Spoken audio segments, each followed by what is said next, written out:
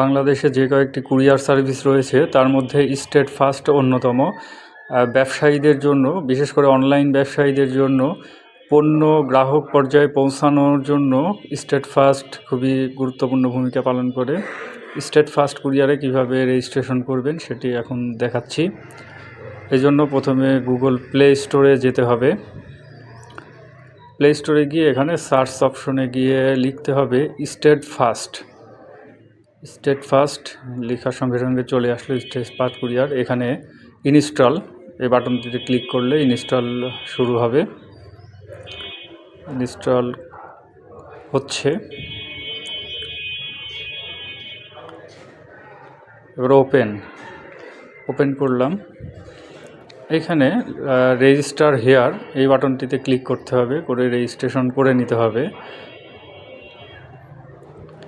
এখানে বিজনেস এবং পার্সোনাল দুটি অপশনই আছে, তো যার জন্য প্রয়োজন সেটা করবেন। তবে আমি এখানে বিজনেসটি দেখাচ্ছি।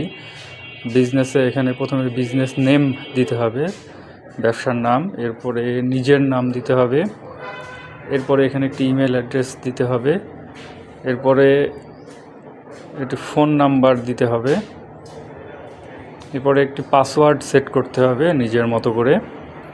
এই পাসওয়ার্ডটি দিয়ে পরবর্তীতে লগ ইন করতে হবে। রেজিস্টার ক্লিক করলাম। একটি ওটিপি আসবে ফোন নাম্বারটি, এই ফোনে ওটিপিটি এখানে দিতে হবে। আমার ফোনে যে ওটিপি আসলো সেই ওটিপিটি বসালাম এখানে। লগ ইন হয়ে গেছে। এটা হচ্ছে আমার ড্যাশবোর্ড। এখন এখান থেকে প্রোফাইলে গিয়ে আমার প্রোফাইল কিছু সেট আপ করে নিতে হবে। বাম পাশে অথবা ডান পাশে যে প্রোফাইল অপশনটি রয়েছে সেখানে ক্লিক করলাম। পেন অপশন যেটি রয়েছে এডিট করার জন্য এখানে ক্লিক করলে আমি এখানে প্রাইমারি অ্যাড্রেস এটি এডিট করে নিব, অর্থাৎ আমার নিজের অ্যাড্রেস যেখান থেকে আমি প্রোডাক্টগুলো পাঠাবো। ওপরে অ্যাড্রেস হেয়ার যেখানে লেখা রয়েছে এখানে অ্যাড্রেস লিখতে হবে। পরবর্তীতে নিচে ডিস্ট্রিক্ট সিলেক্ট করে দিতে হবে এবং তারপরে থানা সিলেক্ট করে দিতে হবে। এরপরে আপডেটে ক্লিক করলে আপডেট হয়ে গেল। এরপরে আসবে অ্যাকাউন্ট সেটিং। অ্যাকাউন্টে ক্লিক করলাম। এখানে ব্যাংক অপশন আছে। ওপরে ব্যাংকের অপশন থেকে আপনার নির্দিষ্ট ব্যাংকে সিলেক্ট করতে হবে।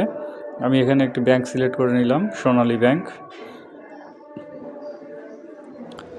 এরপরে এখানে ব্যাংকের রাউটিং নাম্বার দিতে হবে।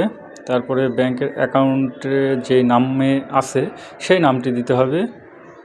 এরপরে ব্যাংকের অ্যাকাউন্ট নাম্বার দিতে হবে। আর এখানে রাউটিং নাম্বারটি গুগল ক্রোমে গেলেই পাওয়া যাবে। আপনার যে শাখায় অ্যাকাউন্ট রয়েছে সেই শাখা দিয়ে সার্চ করলে গুগলে আপনি ব্যাংকের রাউটিং নাম্বারটি পেয়ে যাবেন। সেই রাউটিং নাম্বারটি এখানে লিখতে হবে।